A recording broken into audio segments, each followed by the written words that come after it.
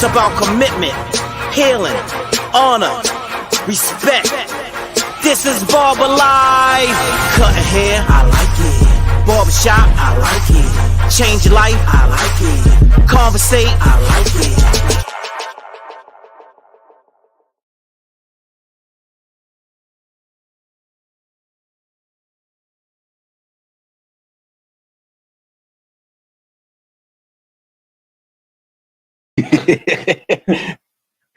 It's your boy. Y'all don't know me, but it's your boy. Cut spot.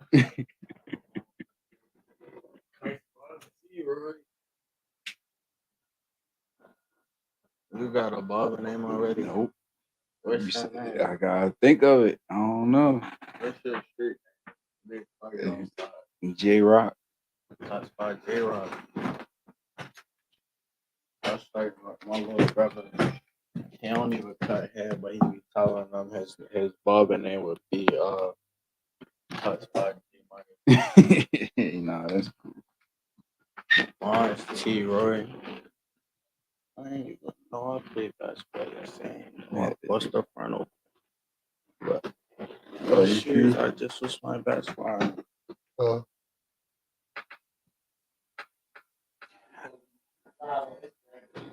We live on Instagram.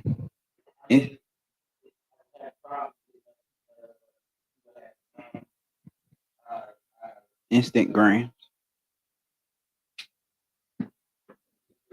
On Instagram, Facebook. I think I see you next lifetime.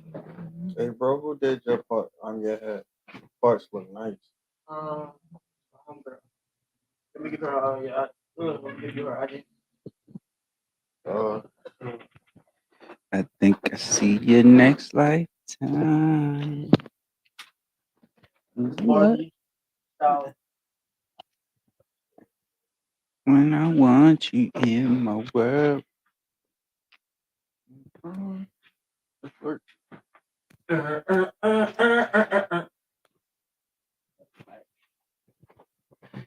Got the microphone. Yes, I do. I'm going to cut that value down there. Sometimes let that go. Let me go do that real quick. Check the page, see if it's going live on Instagram. You can see it on Instagram.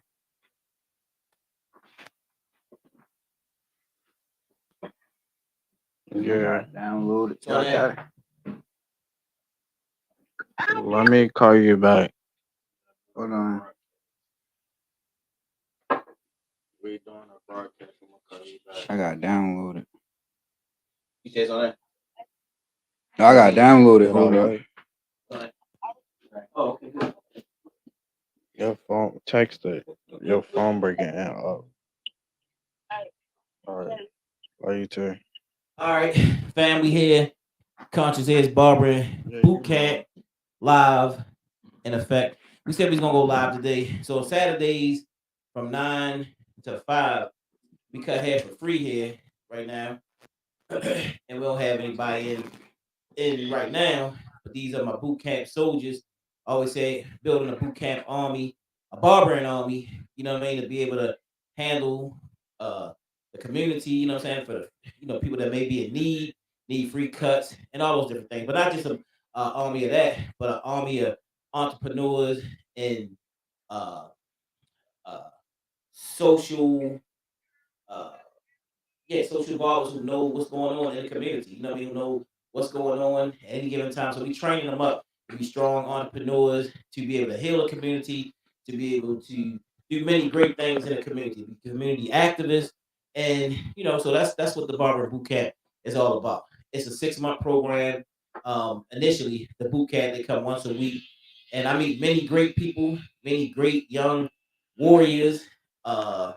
It's just it's a great thing to meet them, to watch people grow into actual barbers.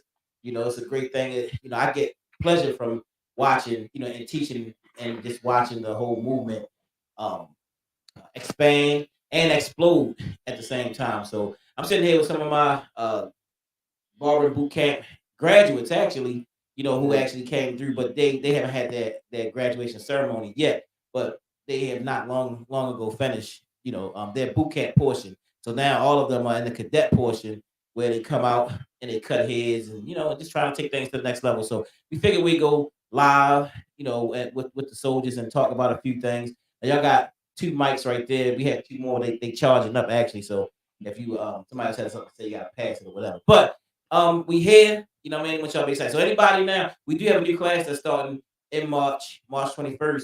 For those who are interested in joining, or you got a young person between 14 and 24, we have a few grants that's available, scholarships that's available. So you want to get in contact with me like right away because they probably be gone like next week. We have spaces, what I mean, my oldest students, so they can vouch for you. Who came in the shop the other day is 74 years old. I got a student as old as 74. I got a student as young as 10 years old, 10-year old. We got females, we got males, so it's like, when we take everybody into the class, what I mean? And the whole purpose is to train people on the skill of barbering, to give them the fundamentals for that 6 months. Because some people come in my class, most people can't even hold the clippers in their hand. Most people can't hold the clippers. They don't even know what it is, what it's about, the guard limbs, anything. So we take them and give them the fundamentals. And for those that's really serious, our goal and objective is to get them into an apprenticeship where that's where they'll start to get their state board hours and become a licensed barber is what we try to get, because I know it's a lot of y'all out there that's running and hiding and saying, I don't need a license, I don't need this. Man, pay respect to the craft. Pay respect to the bar. You won't get into anything. You won't become a doctor unless you go to school, unless you learn, what I'm saying, the things that you need to learn. Yeah, you can cut hair, but cutting hair ain't all that goes into barbering. Barbering is more than cutting hair, putting hair on the floor. You a hair cutter, but not a barber. You know what I mean? And we try to train barbers here so that people can actually, heal the community. The barbershop is a healing place, a place where the healing takes place. And also, it's not just about cutting hair. Oh, I can cut hair better than the barber can, than the licensed barber can. But you know what I mean? You can spray some stuff on and do stuff. And some of y'all are really good. Some of y'all can really cut. Y'all can really cut. Y'all do have that portion down, but you ain't got the barber aspect of the whole thing. So pay respect. I love all y'all, man. I love all my barbers. I love, what I mean, licensed and unlicensed, but I want y'all licensed barbers to join for real. You know what I mean, and get involved. I know y'all like me saying that, but you can't just jump into something. You know what I'm saying? You gotta pay your dues. Pay your dues. And a lot of the barbers that's coming in don't want to pay dues because they don't want to study. They don't want to go into that handbook and do what needs to be done to become licensed. You don't feel like doing that, but you gotta pay your dues and respect. And when you get that license, you can actually start to teach other people. When you get your license, then get your master barber license, then you can each one teach one. You can start to help and train other people.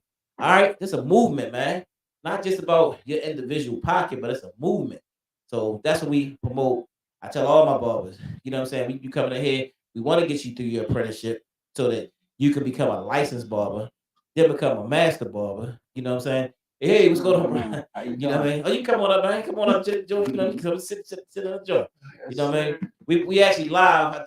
Yeah. If you're okay with that. I'm fine. I'm only one of them 49. No doubt. Yeah. So you know what I mean? Just talking about the barber boot camp. So we're gonna go around real quick and see who we got here. And this is go ahead, tell them your name, bro. My name Troy, but I go. He about to be like, name Troy. My name Troy, but I go by Cuts by T. Roy. Let me tell you a little bit about yourself. You're in the class now. Yeah, I'm in a barber boot camp. Barber boot camp class now, and I've been cutting for a minute. It's just a learning experience, and I'm glad, like, really to be here. It's an opportunity. Yeah. Okay. What's going on, y'all? My name Justin. Recent graduate. Definitely glad I came to this course, this program. It's been helpful.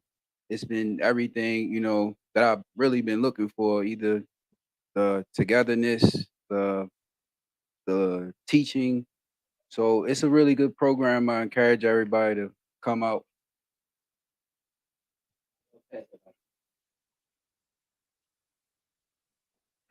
My name Tavon. Yeah, my name Tavon. Yeah, I've been graduated from the class. I mean, we just did an interview, basically just repeating all this, but I'm doing an apprenticeship now. So yeah.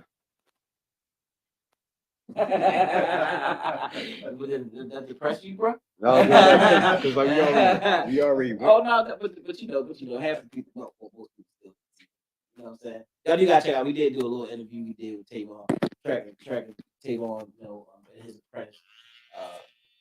apprenticeship journey. So, you know, but hopefully you're not depressed. You know what I'm saying? He put us,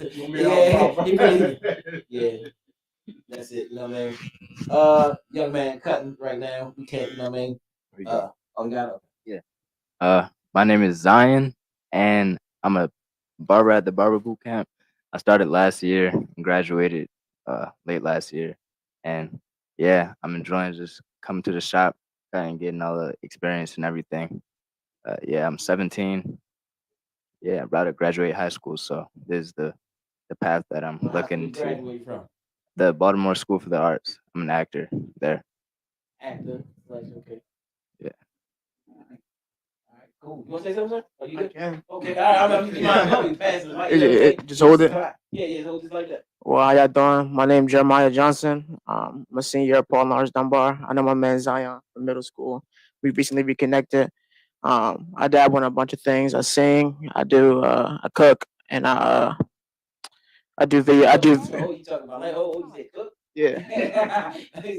What you cook, man? I mean, I cook anything, bro. you Trying to play. anything? Yeah. Like you got a channel or something? That you... Not yet. I'm working on that. I'm just like trying to figure out what I'm trying to like build a foundation in before I branch out into everything else. I'm right now I'm about to start college at Morgan State for videography, multi-platform production. Help me with this video stuff here. Eventually, yeah. I started doing my AV team in my church, so that's where I got started. So I'm really in my religion as well. So I dabble in a bunch of things, you know what I'm saying? But yeah. Okay. All right, cool. Now do you grill? No, I cook on the stove. Okay, the stove. Yeah, I'm not. Yeah. I learned from my grandmother, so like I do it how she do it. Okay. All right, okay. That's what's up. Well, pass the mic to my man Adam right there.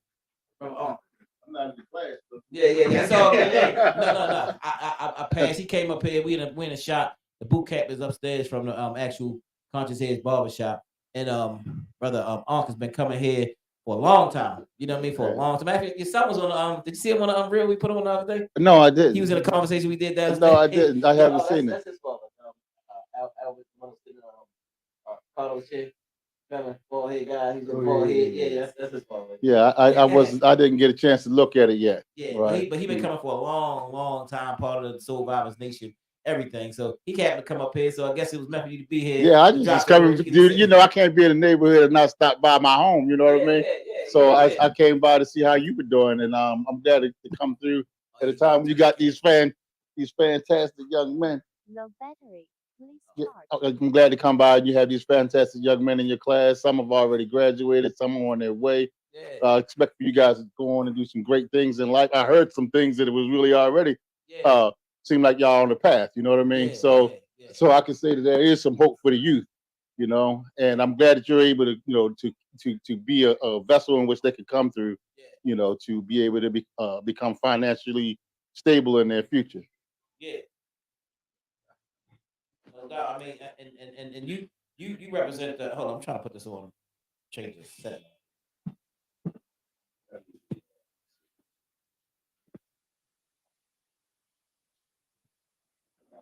Echoing a little bit.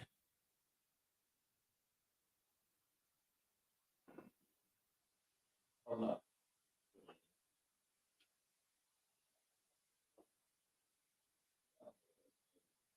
Okay. No, so I tell them a lot about the social aspect about the barbershop. You know what I mean? I tell them it's more than cutting hair.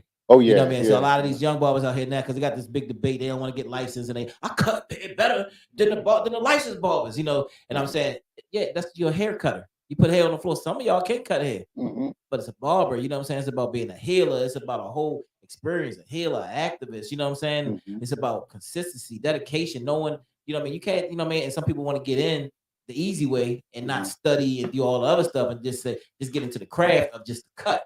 But it's many other aspects, you know what I'm saying? Right. It's like hip hop. KRS will talk about hip hop, you know what I mean? There's many different elements that go into, you know what I'm saying, to being a barber. You feel what I'm saying? Right, Not just, you know, putting hair on the floor. It's a lot of different aspects, and that's what we want, you know, to do. So you've been here for a while, and you know socially what we've been trying to accomplish in with Soul Hours Nation and different things, you know what I'm saying? And you know, just explain the energy. I guess you've been here for over 20 years, coming here it's for been over over 20 years. and the energy that's been here, you know what I mean, and the social aspect of, you know what I mean, the knowledge and information that people. But I'm glad that you mentioned the, you know, about cutting hair.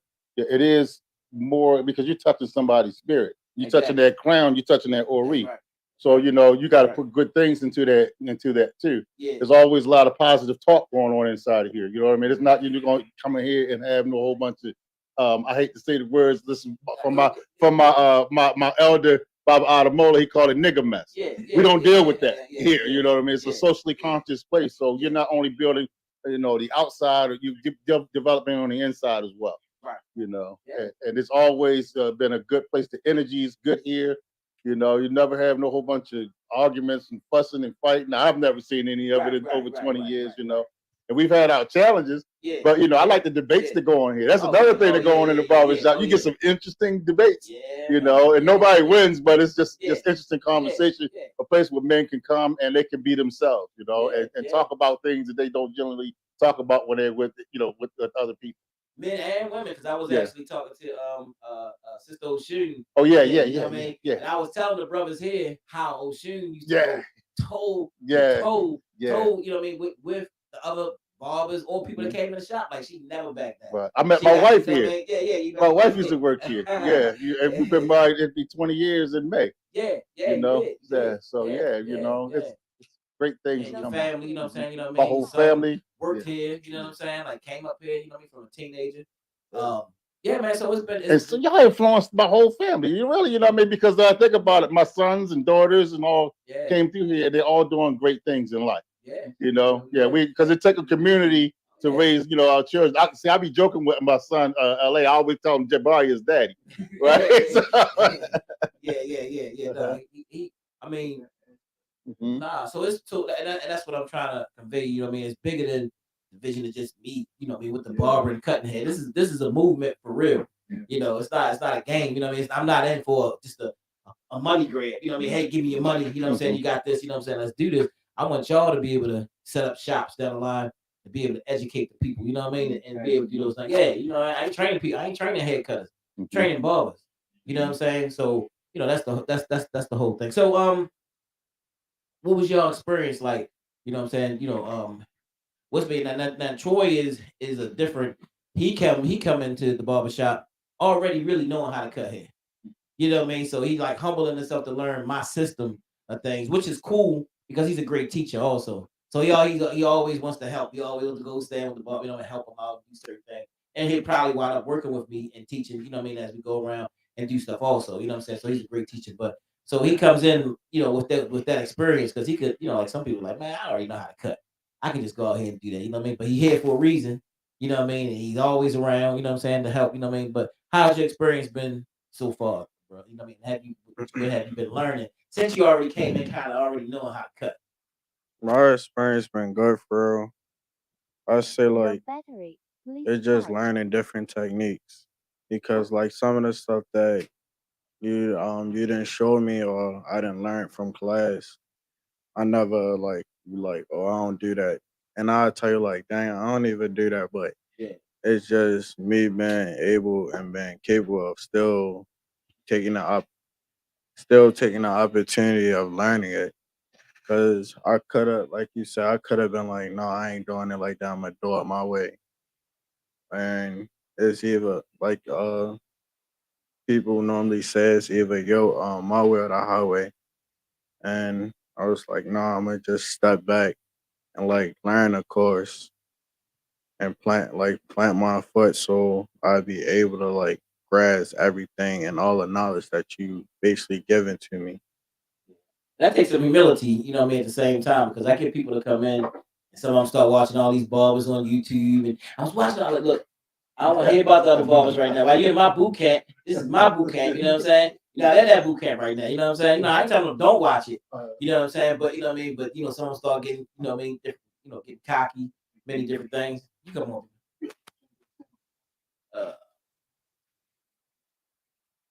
Or 10 or change it. 10.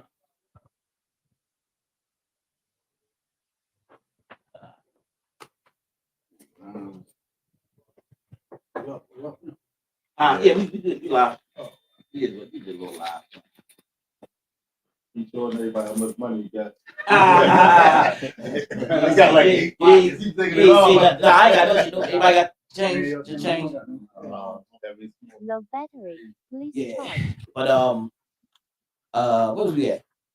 Oh, you was talking about, oh yeah, humility. You know what I'm saying? Because yeah, some people come in and may already know. But the thing is, if you come in and you humble yourself, I'm gonna get, you know, you try to get an apprenticeship, I'm gonna get you the way you need to go.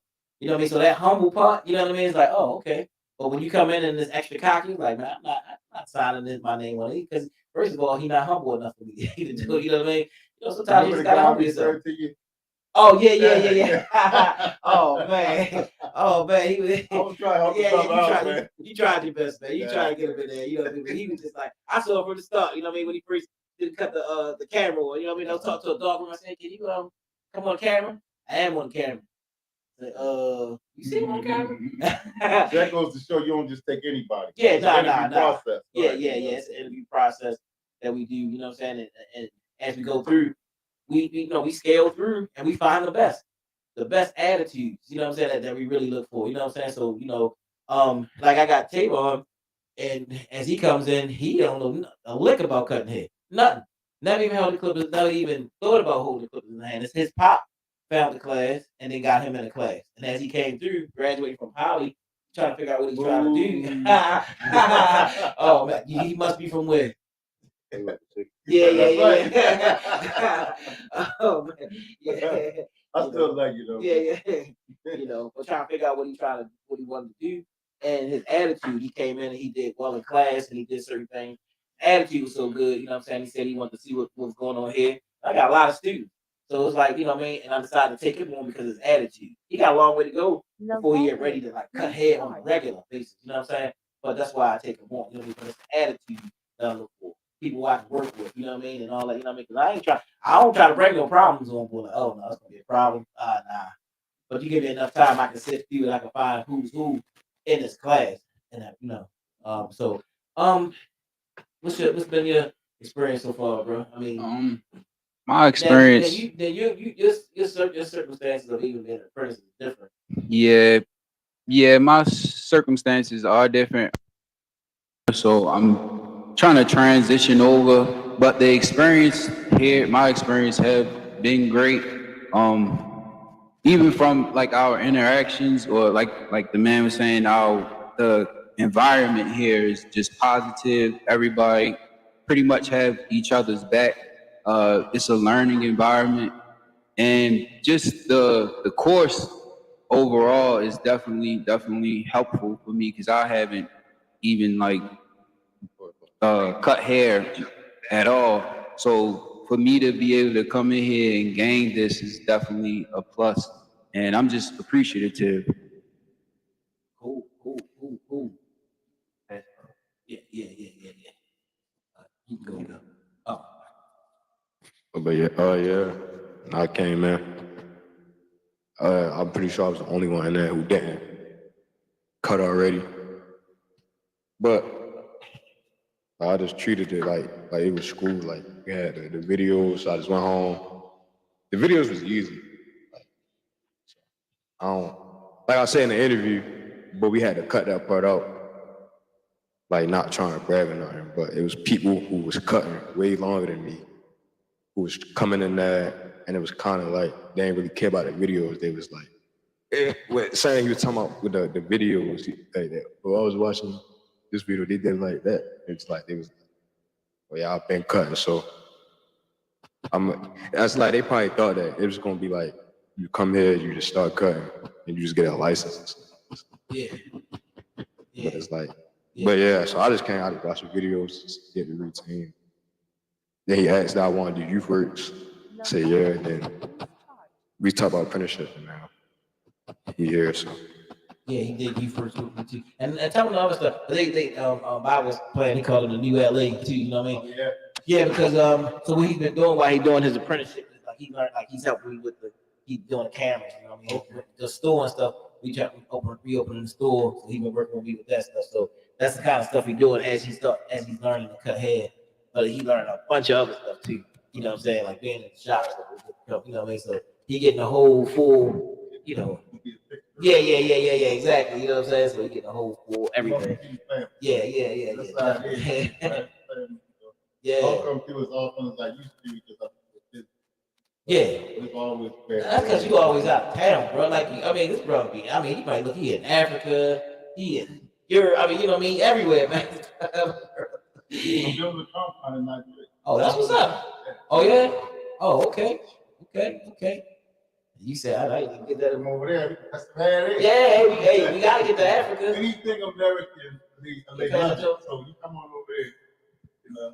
I will miss you on the Yeah, anything that's American, it goes well there. So you know, you could actually at some point come there and teach, or set up shop. You know, I mean, it's talking about just in one place. Lagos like 58 million people. You know what I mean? So you always have a job. You know, so yeah. But I'm on my way, man. What about you, Zion? What was the question again? What's been some of your experiences so far? Yeah. I was in the same class as Tavon. I came in.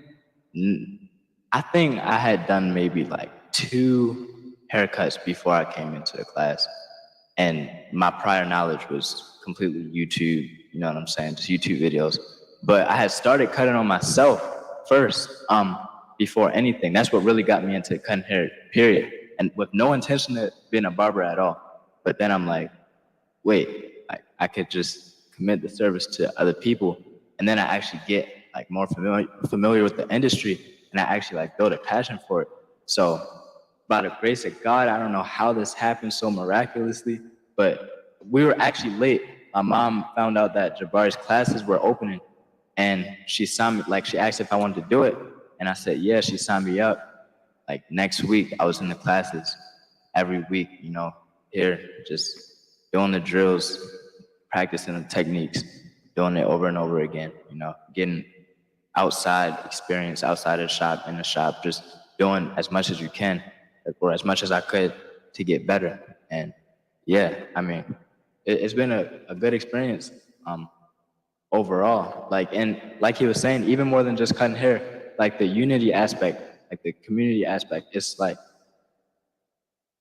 I would say it's such I respect the trade so much because there's so many high moral men that I've seen in the industry, especially in this community.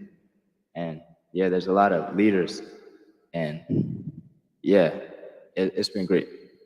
Good. Appreciate it. Still, that's a sharp lineup you got there. Yeah. Got a man sharp over there. All right, okay. All right, yeah, you definitely got to get on there and do something with the cooking thing with that on there. You know what I mean? Like, yeah, shape up fire. You know what I mean? Nah, that's what's up, man. That's what's up. All right, let's switch a little bit since I got y'all young folks in here a little bit. You know what I mean? I ain't just talking about barbering. I mean, that's with y'all a little bit. You know what I mean? You know, let me find out who y'all top 5 is in hip hop. You know what I mean? Who top 5 in hip hop right now? You know what I mean? I just want to see where y'all at. Just gotta see where you at. Who's the top 5? Who's the top 5 rappers of all time? Let me see. I'm gonna ask y'all that first. Then I'll go somewhere else. But who your top 5 right now? I mean, of all time. You say your people listen. You know what I mean? Top 5 rappers from the young player, because I normally had this conversation with a lot of people down in the regular barber shop, and they're a little bit older, but I gotta see where y'all head is, where y'all mind. All right, so my top 5, I'm gonna start with the old school people that I listen to still. So Biggie, Tupac, and I'm gonna throw my brothers on here. YND Dre. Who? YND Dre, that's my brother rap name. YND Dre? YND. YND. Yeah. You got YG Tech. YG Tech. YG. Okay. And who else I mess with? I say Dirt or YB. Wow. Dirt and your two brothers, greatest of all time. No, one of them my brother. One of your brothers. Yeah. Wow. Okay. Cause No, I don't mean disrespectful. I'm just like, what? Just saying. I mean, you know. Yeah. But they don't got a body of work though, bro. Like they couldn't have, you know what I'm saying? Like, I mean,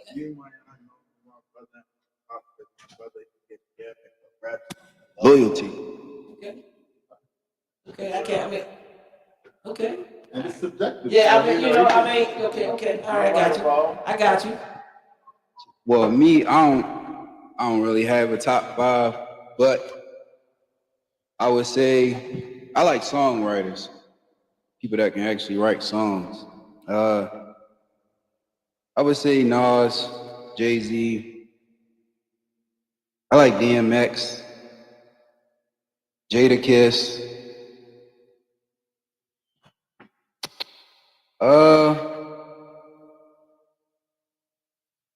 Dang, the last one, that's a good one.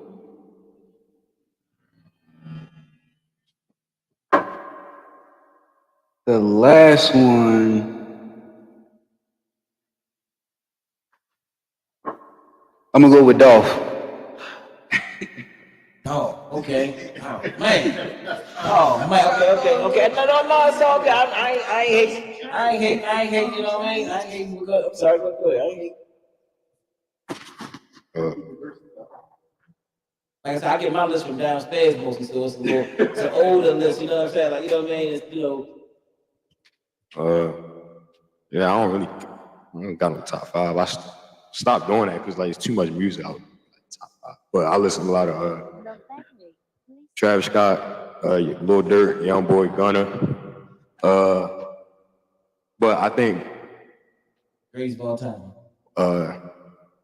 That's just who I listen to. And I think the greatest is, in my opinion, is Lil Wayne. That's my opinion. But Lil Wayne, the GOAT. Yeah, but look, and gotta think like I know a little bit of, not a lot of old school. I got a father, so it's like I don't, when I see people would say top 5 and it's always Tupac, Biggie, Eminem, or that whole like, it's just like sometimes I just feel forced. Like you're not listening to that every day. That's how I feel. And they don't look. I'm messing my whole heads up. I don't never hear nobody say no Rock him in there. No, yeah, no, he definitely, I don't never hear nobody say him. Oh yeah, we said Rakim is definitely in that top 10. Word. In that top 10, you know what I'm saying? Definitely, that's my man. All right, we're going over here. Who we got? You go first. I need to think. Yeah. I feel like a bunch of people like stuck up on nostalgia for it. Like y'all just saying actually y'all trying to like respect the classics. For me, I got J. Cole, Lil Wayne, Jay-Z. Okay. J. Cole, Lil Wayne, Jay-Z, Kendrick Lamar. You said just rappers? Yeah, rap. Yeah. Rap. Jay-Z, Kendrick Lamar, Drake. What I say? Jay-Z, Kendrick Lamar, Drake, Lil Wayne, J. Cole. That's cool for him. Yeah. Like honorable mention, Lil Baby. Feel me? If you know, you know. Another honorable mention, my man's Ben Mom. If you know, you know. Let's get worse as he go. You know what I mean? Let's get worse. Yeah, and we have been talking about the young school's top 5 this man. Yeah, you know what I mean? What? Hip hop. Oh, yeah. Yeah. Oh, you did? Oh, okay. All right, cool. Yeah, I'm messing with Jay-Z. I think the greatest of all time definitely Lil Wayne now. Oh, Jay-Z? Oh yeah, for sure. Are you serious? Jay-Z bit on Biggie too much. He is right about that. Jay-Z bit too much of a Biggie to be the greatest. But some people say Biggie to be the greatest. Is it respect? Yes. Is it respect or is it bite? It was more. No, it's more biting. But if a person gone and then you quote them, you know what I'm saying? And you put, you know what I mean? Like, What about Raw Wave? Okay. Raw Wave is a different story. He paid. Okay, well look, that's my guy. I love Raw Wave. But You guys see that? whoa, no. He had, but like Raw Wave. Raw Wave. No. Raw Wave. No, Raw Wave. He like, you have to say that too. bruh, he takes the songs and it's not like he don't credit them. He takes the song and he make them sound better. Right or wrong? Because the only reason Boosie, you think that everyone else would have sued him, bro? The only reason Boosie sued him is because he didn't own the rights to a song. His label did, so he didn't get paid. Boosie didn't get paid for his label did. That's why he sued. But everyone else didn't. Jay-Z didn't sue. Biggie didn't. Biggie don't own his Puffy. Puffy still owns Puffy. Yeah, but he's still getting paid. No, but Puffy still owns Biggie music. But I think that like the only reason why they didn't get paid because they don't own the rights to that's why Boosie didn't get paid. But that's like I don't think he was stealing. I think it was like But his whole career is singing over people's stuff. No. Jay got a lot of His Broadway top 5 songs don't even got nobody else. You're probably right, because I don't listen to him like that. Ever since Nas destroyed Jay, I've been done with him, man. I think Jay-Z top 5. I don't think he. Anything else, so I don't think he's the I greatest. think by far Jay-Z is the best rapper of all time. That's ridiculous. You know what I mean? I think he's the best. I think he's the GOAT. You know what I mean? Don't get it twisted. You know what I mean? Because KRS-One, you know what I'm saying, and all those folks, you know what I'm saying? That's my man. That's my man. I like the way that Jay-Z is, the way he can go on any different beat, you know what I'm saying? And he can breathe life into the song, you know what I'm saying? Even though a lot of his songs started off as drug culture songs and all those different things, but then you see the progress as he goes to different albums, you know what I mean? And he starts talking about family legacy, and he starts talking about different things, you know what I mean? You see him kind of grow up, you know what I'm saying? Even in his early music, like he talked about regrets. How he was conflicted with the lifestyle and some of the decisions that he was making, you know what I'm saying? Early on. Even he had a second album, a song called Lucky Me. Yeah. How he was talking about how people think he's lucky because he's living in this lifestyle of being a rapper and he's famous and stuff like that. But he looked at it like it's more of a curse than it was a blessing. Yeah. You know what I'm saying? You got another song there called You Must Love Me, where he basically shames himself for selling his mother crack. You know what I'm saying? And shooting his own brother and stuff like that. Those are the songs that Jay-Z don't get a whole lot of spin on. But those are the more songs that talks about the downside of that lifestyle and stuff like that. They get no play, and a lot of people don't talk about it. But even Jay-Z said DMX is better than him. He said it himself. Yeah, but you like that. Nobody admit who won that battle. I'm talking about Jay-Z. He said they used to do concerts and he had to follow DMX.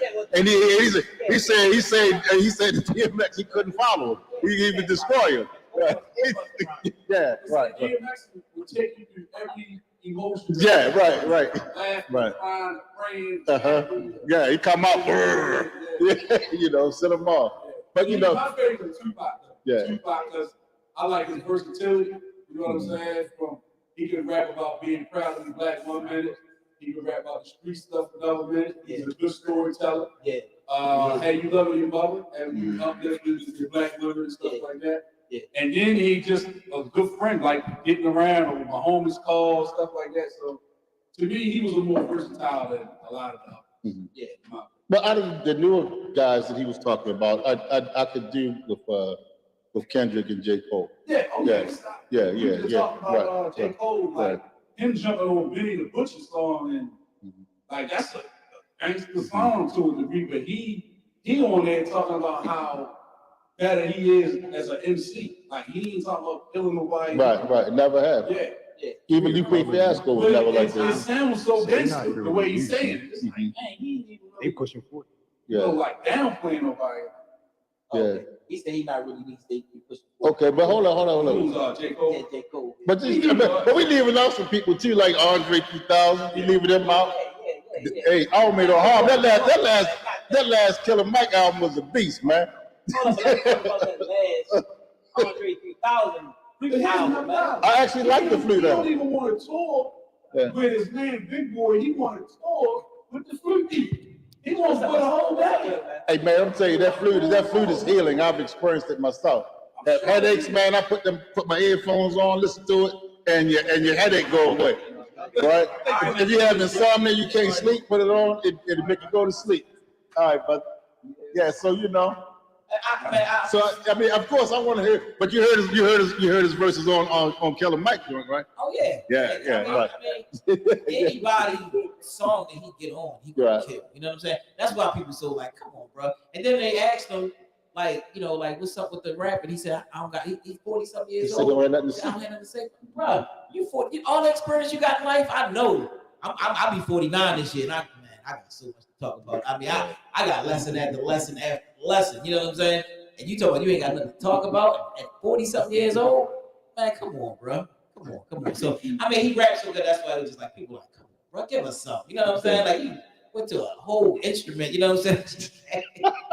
Like, come on, man, give us something. Come on, man. Tease us like that. Don't do us like that. You know what I mean? But okay. But it's a very good vibration to that. If you listen to it, I tried to listen to it, but I was like, man, it will rest your spirit. It's the frequency on that thing is serious. Hey, my frequency off, because I tried to look like, what in the holy? Yeah. Maybe it's me. He really like, you know, his gift, you know, him rap. He see how it influences the world. Because even that song, Because people can't hear you the way it's. yeah, I was just saying, I think he kind of wrestled with his gift for real. Like, I think he very observant of how when he puts stuff out in the world, how it responds back to him. Because I was coming across his music a while back, and I came across that song, "The Whole World."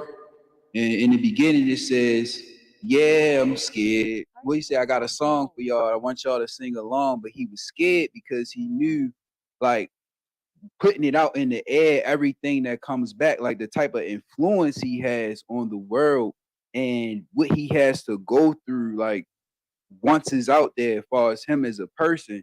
Because if you know, like his style always been abstract, and then he even noticed everything that he does, how the world gravitate towards it. So I'm thinking he wrestling like with his gift for real, of how much power he have and not wanting to have all that. So I'm thinking that flute kind of helps him to balance it out of him, his creative side, and not having to deal with, you know, just being a rapper and having to go do shows and the influence that it might lead on people for real. Because I asked myself that same question, but like that video of The Whole World, it kind of it explained like what he be going through, like wanting to get out the music, but at the same time not wanting to deal with the stuff that comes with his influence, like that type of power that he has.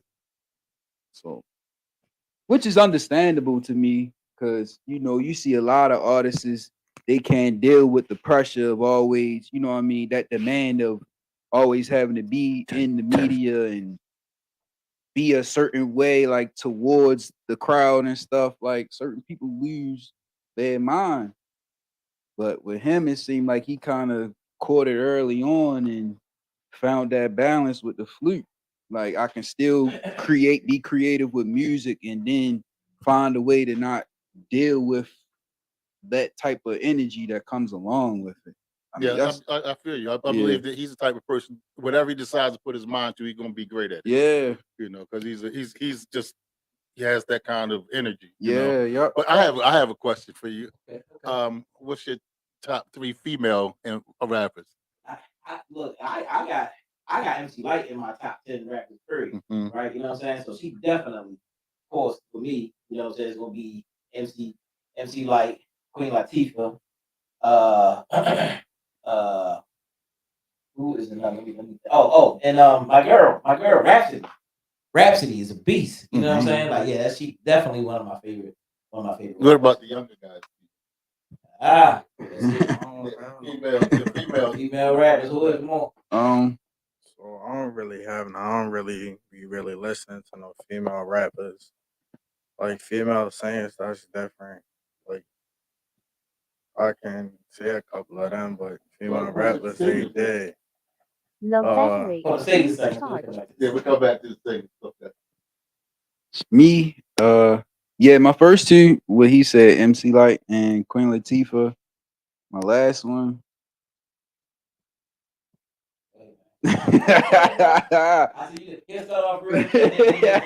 Cause you got kind of like you got no, not Sexy Red. I ain't gonna. I probably go Meg Thee Stallion. That's about it. I knew it was coming. Yeah, yep. She can rap. I don't listen to females. How y'all like that with females, man? It's a difference between being able to rap and being like a good rapper. Cause you could have talent, but you're really not saying anything valuable. Yeah. Like the baby, in my opinion, he's a very talented like artist and rapper.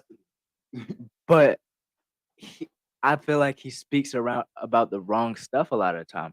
Like his image is just about being tough and the gangster, and it's just not really what I'm into as far as rappers. So if he could put that talent to use in another way, then he would probably be in my top 5, you know what I'm saying, all time.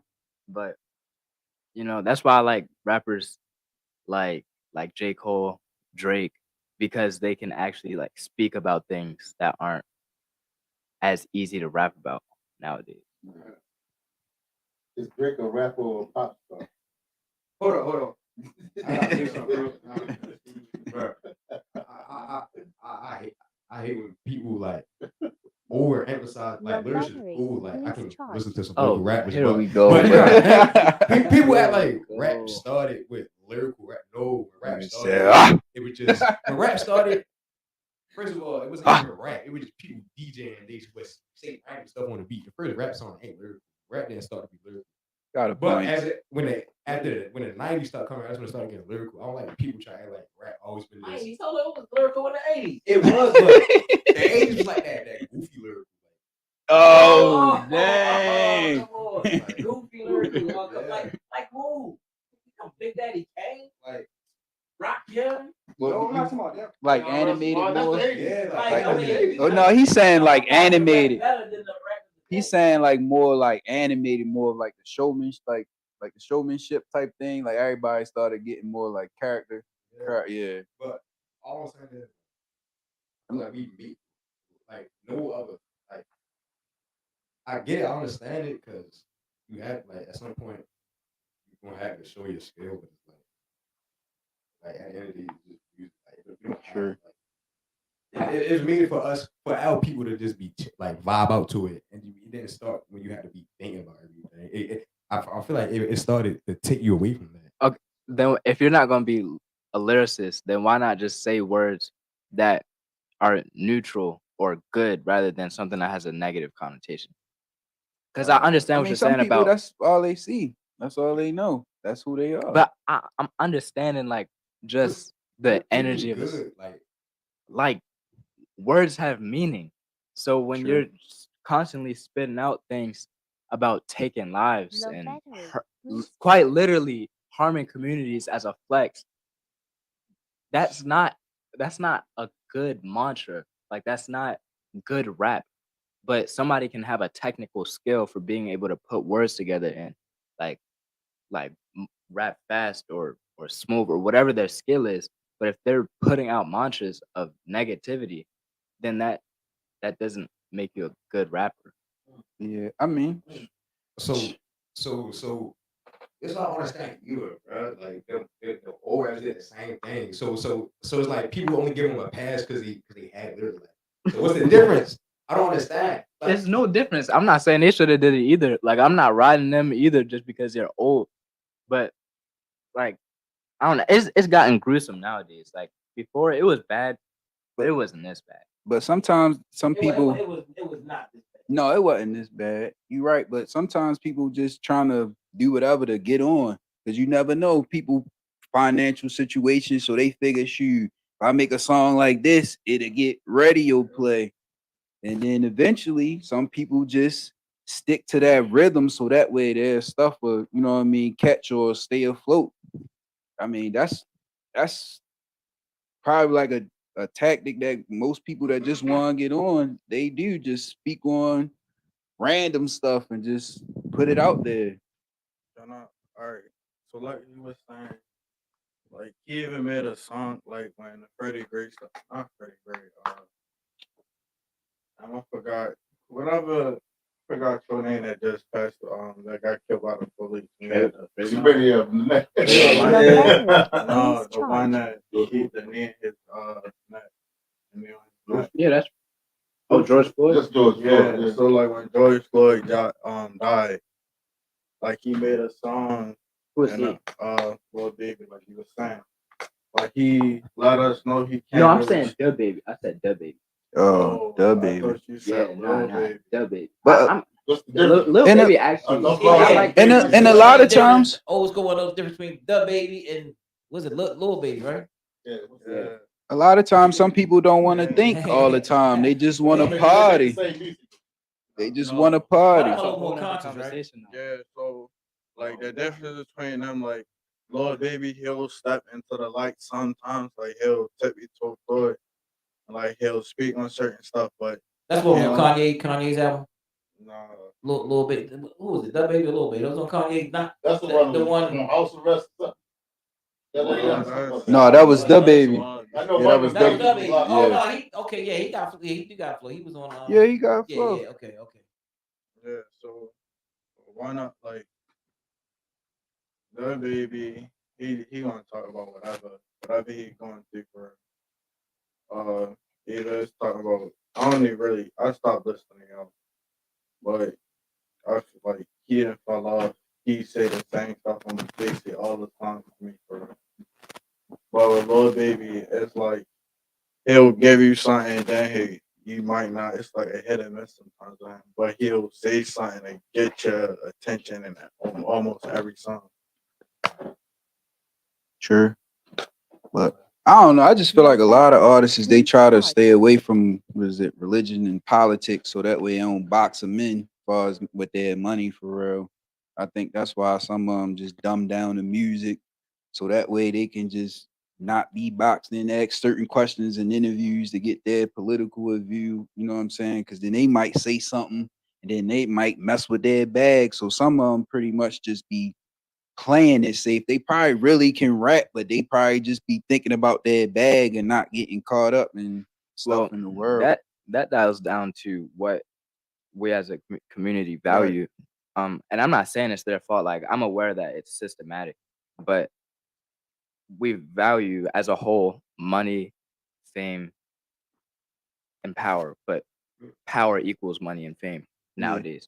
So when you see people who look like you, young black men, on the stage making hundreds of thousands, millions of dollars, spitting dumb stuff, it's like, well, that looks fun. It looks cool. It's gonna get me out of my current situation. Well, I could do that, especially for younger kids who are way easier to be influenced. You know this kid named Lil RT, bro. He yo, Where's he from? he's from the south. Somewhere. Oh yeah, I've seen He's- him on. I seen no. the video of him. Oh yeah, he was I with see the the guns and stuff. Yes, that's the type of behavior that's going to Sure. infect our people, our younger generation, Sure. because of what we value. Yeah. See, I agree with him with that too, cause like I don't just Low blame it battery, on him. I please feel blame charge. it on like the people that surrounded him. Like he did their interviews and they ask him certain questions, get him to say certain stuff so he can get a bag. Then you gotta think about like our household, cause his mother, his father, they all see what he doing and all that, and they're agreeing to it because it's bringing in money. So it's the household, the parenting, and all of that. So it's basically everything that they fit in them. It's They the fit in that government. lifestyle. So he trying to live up to that lifestyle. So at what point do we like? I mean, honestly, like with a lot of the hip hop and the stuff that's going on, do we look and say, look, it ain't about really selling our soul? You know what I'm saying? I mean, I ain't saying that you can't talk about what's going on in the community and all. There's a difference between, for me, talking about what happened, living your life. You know what I mean? What you came up in, teaching a lesson. You feel what I'm saying? But when you start like glorifying it. And then you know what I'm saying? It's like you in glory, like, hey, look, I sold 100 pounds in it. You know what I'm saying? And almost encouraging other people to do it. You know what I'm saying? Like Rick Ross did a lot of that. You know what I'm saying? And I like Rick Ross as an artist.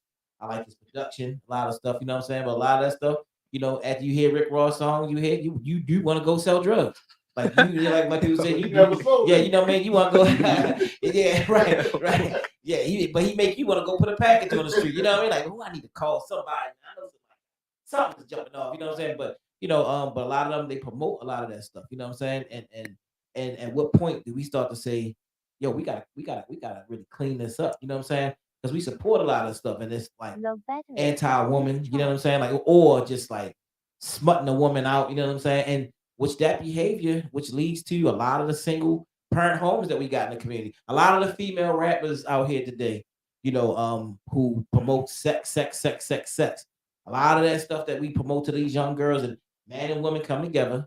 You know what I'm saying? They get together, they have sex, like they hear about, and then they wind up having these babies. And then they realize along the way that they don't even know each other. Some people just met each other in the club. You know what I mean? You know what I mean? Like, and 2 weeks later they pregnant by somebody they don't even know. The next thing you know what I'm saying? They realize they can't stand each other, and boom, another single household that's coming up without a man and a woman inside the house. You know what I'm saying? So we gotta look at that and start to examine, these things like the message that's actually coming out. The message is like sex as many, you know what I mean? And for brothers who going in, you know what I mean, becoming single, fathers, they wind up having to pay child support. So now here you are, a young man that's coming up. Now you got a baby, you know what I'm saying? And now, you know what I mean, you got this girl, this baby mama, or whatever you want to call it, that you don't like. Now you already behind, even if you wanted to be an entrepreneur or things of that nature, because now you paying child support. And some brothers go out and get 2 and 3 baby moms and already paying child support. So I mean, I'm not saying you can't make it if that happens, you know what I'm saying? But when you got an over sexual society, that becomes like what starts to happen, you know what I'm saying? A lot of single households, you know what I'm saying, from that promotion and all. So, I mean, what y'all think about that? I feel like it's only like that because nobody know how to talk to one another. Like if the communication skills was like on point and it was more of an understanding, it wouldn't be no Low separate battery. Please households charge. and all of that. And then we don't really get to know each other. We can meet. I could walk past you 1, 2 times. You might say hello, but we don't never communicate but hi and bye. And that's like all the entanglements that we going on. It's like, oh, it's just strictly Entanglement, huh? yeah, it be That's cool. strictly sex. And that's how most people like it. They just want strictly sex and nothing else. They don't want no Yeah. relationship because it comes with a lot. Yeah. But some of it leads to babies and all But that. reckless sex leads to a lot too. Yeah. You know what I'm saying? Yeah. I think it's just like a real Jezebel spirit in our community, for real. That's what I think. And Where I do you think, think it come from though? uh, not us. Definitely a different outside influences. Yeah, we are the people doing it, but a lot of stuff that's systematically in place is influencing us to try to heal in certain other areas, though they might not be the best. But if you look, it's people really just trying to cope with life with a lot of things that they doing. um I just think it's other outside influences for real. Like if we had better, I can't say better because every day is a gift, every day is an opportunity. But I just feel like we had more of a fighting chance of, you know what I mean, from the outside influences. I feel like we would have been good because you gotta think like back then the Black Panthers, all that stuff, we was already cool. I just feel like the outside influences really Low battery. Please mess with charge. our neighborhoods for real and the way how we think. Sure. So I agree with him, bro, on you too. So I feel like like you said, it's the outside influence. Like, all right, we got TV shows now, all that. So you getting to see more walks of life.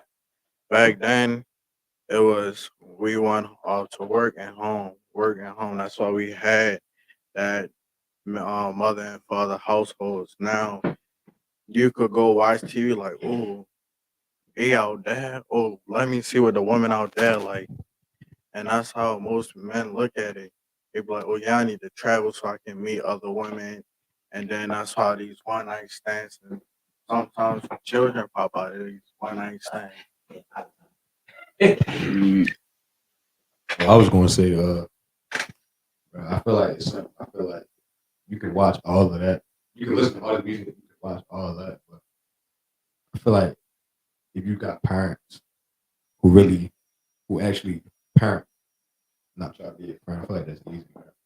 I've been listening, bro. Like listen to rap. It's like I've never once thought about, oh yeah, let me go outside, let me go in the corner or none of that. Because it's like even before that, like your parent. Yeah, I'm not case. But what if you got that parent that's always at work all the time? You feel what I'm saying? That's going through financial stuff that can't really, you know what I'm saying, be there for. That's what I meant by like outside influence. You got financial stuff, like health stuff, like that might trigger off into the household, or you know what I'm saying? Like, I mean, yeah, Bro. pray for them, but Just listening to the rap, Go ahead. No, 'cause I like listening to the younger. just people, listening to rap music is not going to make you want to go do what you're listening to. It's it's psychological and it's Yeah. spiritual, bro. Like, that's what Yeah. I'm gonna say. Like if you fall into that, I feel like there is something you gotta get right up there. so you think if you just like put the guard up in your head, like, of course I'm not going to do this stuff. I just like the music, then you'll be completely fine. Even if you constantly put those words in your head. But some people use it as like not like a, how I want to say it. Because it, like, you know, the spirit behind, like how you said Rick Ross might rap about 100 keys or something, but in his spirit he might feel he triumphed over something, like he overcame something, like that spirit behind something. Though it might be in that way, it's just that feeling of, yo, I did this, I overcame it, now I'm here. And it might come out, yo, I sold this, I sold that, but inside he might be feeling like, yo, I'm gonna overcome it. Yo, I achieved this from nothing to something. I did this, that spirit behind it. I'm thinking why a lot of people put that in there, like, yo, this is what I did. Ain't nobody give me nothing. Yo, I had to go out here and make something out of it. And it just translate into that drugs or whatever. Yeah, well, that's a different kind of rap. Like, I can understand that because that's actually storytelling. That's actually Love art. decorate. Yeah, I Please get that. try. But Versus just hopping on and what just what he saying was stuff. no, I'm saying telling your story even if it comes out like harsh or Yeah. bad or something, but it's more inspirational Yeah. or whatever. Like it's coming from a genuine intent. Area, yeah. But now what I feel like rap is They just becoming hop is on. just ignorant. It's They Can I- trying can to I- get can I that ju- bag, can I, man. Can I jump in real quick? Yeah. I'm gonna take it in another direction. It's same topic though, right? Brother Neely Fuller said, if you don't understand racism, white supremacy, everything else will confuse you, right? And so all of our activities, people activities, is being controlled by other individuals who study us and they understand how music is a part of our being. From the beginning, we had the drum. We communicated with drums, right? It's the frequency of it. It's the bass, Yeah. you know, that bass you feel. Definitely under Right. something. So when you make music, like when we were coming up, music, it was still organic, because you had a needle, which is diamond, going around on vinyl, and so it had a different vibration to it as well. Now everything is digitalized, right? You really don't even feel it. It's not the same. Yeah, and so now what they can do is just put an 808 drum on. We gonna feel that because the first thing that happens to us is we feel the music. Right. And then you listen to the lyrics later on down the line. Because I'm sure there's songs that you sing that you can't stand. You're like, damn, how am I singing this song? Right? Because it's programmed for you to like internalize it, right? You know, so when you have another, the artist just talking about money, clothes, and hoes, you know what I mean? And that's all you hear is money, clothes, and hoes, or how to get some money. But the same people who are making this music, once they make the money, they don't even live in the area they used to live in. That created that music that they created, but yet they continue to push it on you. You know what I mean? So, at some point, you can start off with that, but you should elevate, you should evolve, and have some other things to say. These people don't even let their own children listen to their music. Right. You know what I mean? But they feed this junk. They feed this junk to you. It's just, it's amazing.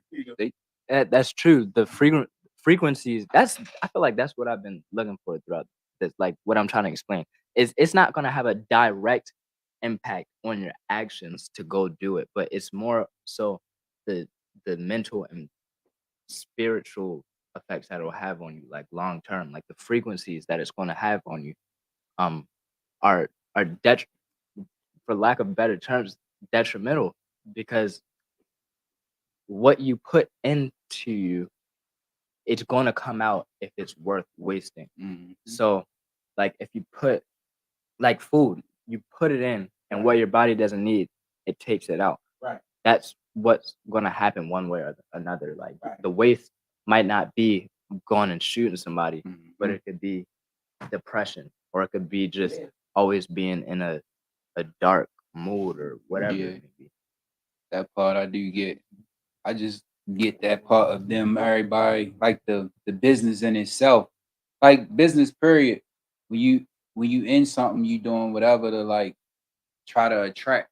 You know what I'm saying? So that's how I differentiate, because I be knowing that that's all they be trying to do, trying to attract more, to bring in more business. Not saying that is right, but that's really like their mentality. Say the catchy phrase, like how a slogan would be on a commercial to influence somebody, but to them, they in it to make money, because just before they was in the hood. So now they got this opportunity, they doing whatever to run it up to get them in a position. Not saying that it's right, but in a business aspect, it makes sense. That's how other people be thinking. So, are you telling me, Taylor, that if you hear rappers talking about getting high, that it's not influencing you and your actions? What it is? You saying that? Because you hear it. You hear it over and over again. It becomes what the culture is supposed to be. You know what I'm saying? What's the young guy who died on the airplane? What's his name? Juice WRLD. Dang. Yeah, he talked about how the music influenced him, and he talked about a specific rapper. I forgot who he's talking about. Future. Encouraged him. Yeah. How? Yeah. Stop listening. Nah, he talking about how Future encouraged him. You know what I'm saying? Like really, he didn't start really doing it until he started listening to Future. Now they say Future, from what I hear, don't even get high. You know what I mean? But in his music, he talk. You know what I mean? And then there's that. The way. And what is that rapping? You know what I'm saying, lingo? Because it's a way that a lot of the young people rap today, and it's like it's a junkie lingo. It's like I was going out, I was listening, and you know what I mean. Oh, they call it melodic. I was melodic. going out, Mumble rap. Yeah, it's mumble rap, but mumble rap. it's like mumble come from, because a lot of alcoholics and stuff that talk and you I love you, man. You know what I mean? Or you might hear that from a drug addict or something like that. You know what I mean? They kind of took that talk and turned it into a style of rap. You know what I mean? Honestly, because some of these rappers be rapping, honestly, I don't know what they be talking about. You know what I'm saying? It's just like, trying to get that bag. What you talking about? You know what I mean? Like, come on now. But are you saying, but are you saying that people are not influenced to go sell drugs or become, or get into, many of the things? Like I said, I was a lot of young thug. But obviously, I can't speak for everybody. But that's me personally. Like, Let's talk about your parents, though. You may have a lot. Your situation might be a lot more strict than other people. You know what I mean? They may have really. Sometimes it don't matter. What you mean by strict? Well, you had to be in the house at a certain time. They ain't letting you go everywhere. That's what I was saying earlier. Like, you got good, but it's like, yeah. It's like Oh yeah, like see, Young Thug, he just got that legal case, right? He in trial right now. Yeah. And even though I listen to a lot of him, I'm still. There's a lot of people talking about, oh, they don't have no case for him. They're just like trying to make excuses. I'm one of those people that's like, oh, he's clearly doing. He was clearly in a wrong. I'm not so. You got your own discernment. Yeah, and it's like it's the same way when you grow up when you grow up around people who in that. It's like and again what I said on the interview. I was like when I was growing up in the area I grew up in. A lot of my friends, and it's like if you just tell yourself, you don't gotta tell yourself. You just know, like, yeah, I'm not really doing that. You just know to stay away from it, like Low subconsciously. Like every time I battery. say it, Please like charge. you don't be outside no more. I was like, just Why be do in you the listen house. to it? Huh? Why do you listen to it? Cause it sounds good. That's why I grew up listening to. Like it's music. Like That's I what I was know I'm saying. never gonna Some stop listening. Then I why ain't like- don't you just listen to instrumental? I don't want to listen to instrumental. It's something about The the flow, words. bro. The flow sound everything. That's sounds what I good. was saying. Everything Some good. people don't want to think. They just want to, you know what I'm saying? They don't want to. They want to escape. They don't want to constantly be in their head. And you don't thinking. have to do that, but you don't have to understand the words for it to be doing something to you. True, which is valid. I understand every word. I'm still I want a little instrument. Which is valid. But like how he said, the first it was. I mean, I ain't gonna lie. I wanted to. They was making I wanted to ad-libs. sell drugs when I was coming up. True. Like I like the, you know what I mean? I seen look like they was getting all the girls, guys was getting money, you know what I'm saying? Like I was attracted to that. I was very much attracted to that, but I had something, I had a family, a close knit. I was the one who had to be in the house, you know what I'm saying? When the lights had to, when the lights was going down, you know what I mean? When the sun was going down, I had to be in the house. And a lot of my friends, they would laugh at me, you know what I mean? Like, hey, don't worry about it, son. Don't worry. One day you get to be out a little later. So I had to be in the house. And I thought, honestly, I was mad at my moms. I was mad at my uncle and them because I'm like, man, they hold me back, man. You know what I'm saying? They try to like marginalize me, you know what I mean? Like they hold me down, like you know what I mean? And I never understood, why I couldn't go certain places. And I was like, Mom, you know what I mean? Everybody else out there hanging out doing such. Well, you're not gonna be out there. And I had these big, you know what I mean? Like, and I was always mad about why they wouldn't let me stay out, you know what I mean, and hang out. I wanted to sell drugs. Like in the time, and I'm gonna tell you this, the one time that I was getting ready to get in. Yeah, you get Like, the I was pack. getting older. Yeah, you know what I'm saying? I had done something Low very battery. small, you know what I'm Please saying? charge. And I was able to get a little flip on my money, you know what I'm saying? You couldn't tell me. I mean, I took a couple $100 and flipped it into some more hundreds. And I had, I was like, oh, it's about to be on, popping. It's about to be on.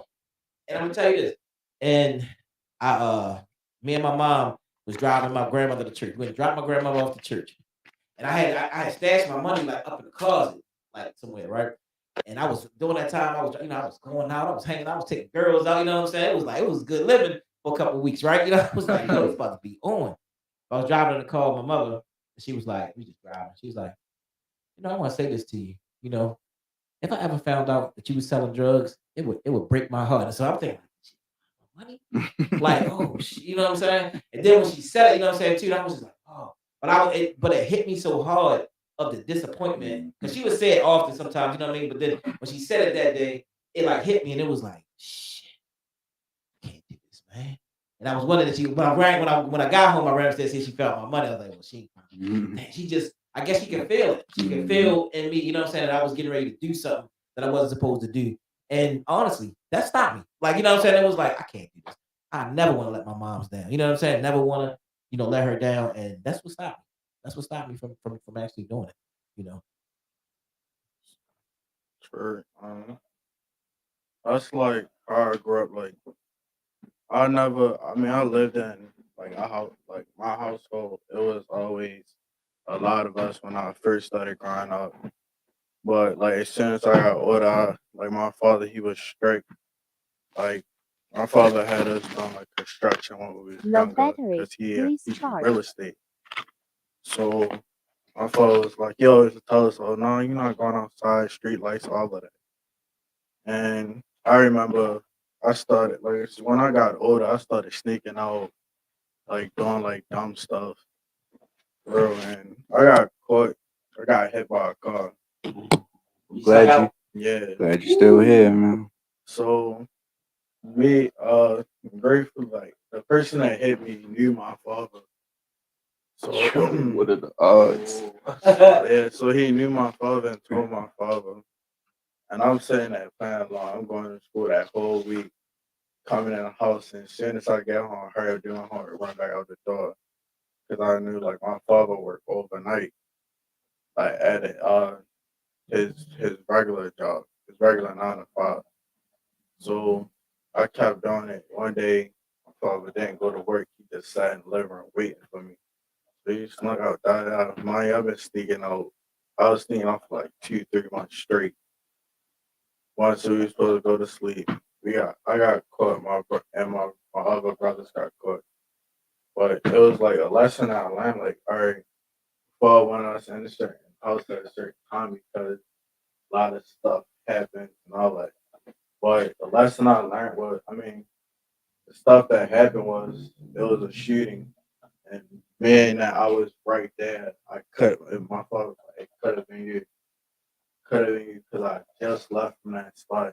So I'd be like, oh yeah, I learned that lesson. Like, or don't sneak out because your father is telling you like, Low uh, battery. Please be charge. somewhere on time, never be late.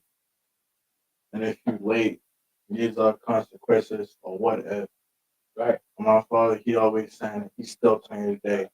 He'll come like, what if, like, remember what if, y'all remember what if, this what if always happens, even if you feel like it's the right thing to do. So yeah, I think about the consequences of all your actions, bro. Yeah, yeah. Definitely. Because it's not just you, it's everybody around you too. Like your mother said, it hurt her because she know that she's doing it. See, I never wanted to disappoint my family at the same time. So it was like, you know what I mean? So I had that hanging on my head, you know what I mean? Although I really wanted to do stuff, you know what I mean? And a lot of stuff I did not do. And I still did stuff. You know what I'm saying? Where I still know like nothing they would have been disappointed, you know what I'm saying? But it wasn't nothing like really crazy. You know what I'm saying? Sure. You know what I mean? And the whole selling drugs thing, you know what I mean? Even doing drugs, you know what I'm saying? Like I was so scared. My mom always told me, ever do something, I'm enough. Okay? You know what I mean? And she told me that it always was always you're not gonna be able to hide it. You ain't gonna be able to hide it. So I was always scared that I never even took a drink until I was like 24 years old. You know what I'm saying? Like, you know, like at all. You know what I mean? So I never smoked, but taking a drink, I never did it until I was 24. Cause she had me shook with that. I really believe like oh, she no. You know, and she really had me convinced that you know, and that stopped me from doing a lot of that stuff. So then we had a good conversation here. You know what I mean? Brother Unc, you know what I mean? He has a heck of a story to tell you. Low You know what I mean? To say, battery. you know what I mean? I don't know if you Please want to say, you charge. know what I mean? He, I have a problem you know what I mean? with Yeah, something so yeah. He has a heck of a story. Okay, all right. Before all right, I have I grew up in a family that where I had good examples and I had some not good examples. I like the not good examples. So at a young age, I was like hanging in bars with grown men, shooting dice, drinking at a young age, Yeah. right? And I was told that I would be dead or locked up forever by the time I was 18 because I did sell drugs. I sold drugs, used drugs, been to prison, a couple of times, and then I got it right. I didn't start getting it right until I was in my 30s. Yeah. You know what I mean? So I mean, my life, what it is today, it's a miracle. But here's the thing: is that it's not where you start; it's where you end. Yeah. And so you can overcome any kind of environment if it's inside of you to do it. Do And it, plus, yeah. everybody have their own path in life anyway. So whatever you do is meant for you to do it. Right. But just learn from those mistakes. Yeah. And one of the things that Dubai was talking about, these dark places, or like the depression and stuff like that. Right now, I am a mental health therapist, and I'm retired from teaching in college. Okay. Right, but I was never Yeah. supposed to do none of that. Yeah. You know what I mean? I was According supposed to to, society. according to other people. But when he was talking about the depression part, right? And I usually tell my clients this: um, depression is really you worrying about stuff that already happened. Right. You can't change anything that already Yeah. happened. And anxiety is Low stuff battery. that Please you're charge. worrying about that hasn't happened yet. Yeah. You know, So you got to try to like live for now, you know, and that's been Be my in the one day at a moment. time Yeah. thing. Every day is a whole new day Yeah. to be able to do things the right way, you know. True. So it worked out for me, you know, but I don't recommend anybody go down my Yeah. path because it's a long story, man. I'll be 60 years old in June. For real? Yeah, and Good for your man, age. to be able to come through all of the stuff that I've seen and been around, man, it's amazing, man. Yeah. You know, God is yeah, real. you know, and I grew up. Well, I was born right around the corner from here, right here on Guilford Avenue. For real? Yeah. Yeah, I yeah, said you 23, definitely 26 Guilford Avenue. That's where I grew up at. And then we ended up moving up on McCabe Avenue. But I've been all over the Baltimore. So it's, you know, it's just a different lifestyle. Yeah. I love the way things are today. Okay. You know, I like to communicate with young men. And that's Yeah. what I do. I especially, you know, work with young men. That's why I like listening to what you all was saying. Yeah. Because y'all don't really have a voice a lot of times. People Yeah. always telling y'all what to do. you know, and not listening. Or shutting you know. you up. So I'm glad we have opportunity to listen, man. Because if it wasn't for you guys doing this, I would have left. Because I had things, I had something else I was supposed to do. Right, You know, but I felt like this was more important, right? You know, right on right. time, actually. Yeah, Like, yeah, I yeah. was like, you know, I told him I didn't even have plans for I didn't even have plans to even do this today. But a guy was sitting up here, you know what I'm saying? Yeah. And I'm like, you know what? You always doing I'm gonna go something. live a little Yeah. bit. We're gonna talk about something. You know what I'm saying? Yeah, you know what I always mean? doing And that's something. what it is, man. But so we're gonna go ahead and shut it down. And thank y'all for joining us. We'll be doing more All right, of this, IG. even with the younger people, because y'all see us with a lot of the older people, you know what I mean, that we had. But we got a bunch of soldiers that I got, you know what I mean, with the barbering boot camp. We got females too. So we'll be doing more of this kind of stuff too. Thank y'all for joining. And if you want to get in that class, give me a holler. That's coming up in March. All right, peace. Peace.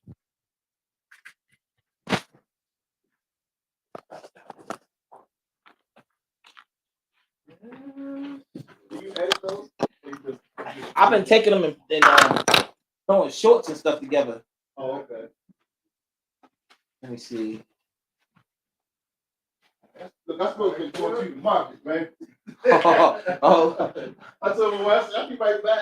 I said, you know what, I ain't been down the way in a minute. Let me go down here. Yeah, man. I'm glad you came. Like LA was in there. He did a little joint the other day, and I clipped him in the short. He was talking something about what was he saying something about he's talking about all right, so all right, man. All right. Yeah, he put a little thing. I ran a little short, but I'm gonna take it. I'm gonna chop it up. Okay. Because I've been really trying to work on